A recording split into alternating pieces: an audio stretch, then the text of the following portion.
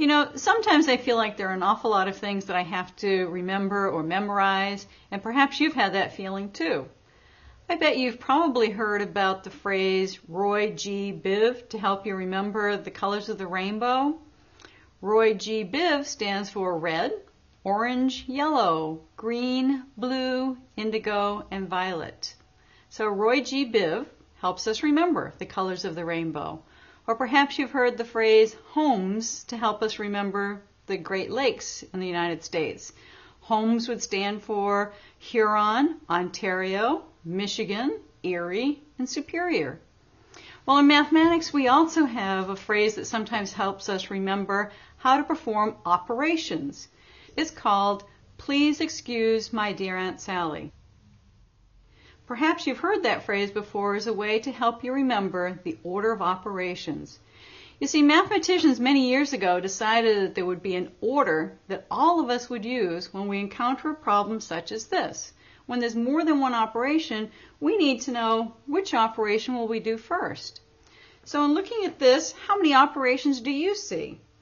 Well, there's addition, subtraction, division, but there are also grouping symbols as well as this exponent. So let's begin. Please excuse my dear Aunt Sally. P means we need to do the parentheses or grouping symbols first. So we need to add 2 plus 5 within the grouping symbols. That quantity is being squared, and we write the remainder of our expression. Next, we do exponents. Since 7 is being squared, we need to raise 7 to the second power and get 49, and then write the remainder of our expression.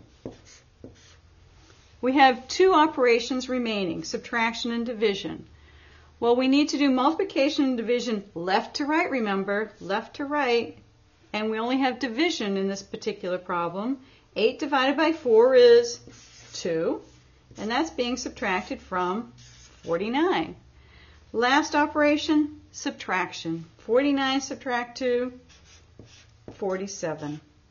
So there's our order of operations. But I remind you, when we get to multiplication and division, remember, left to right. When they both appear in the same problem, we need to do whichever operation occurs first.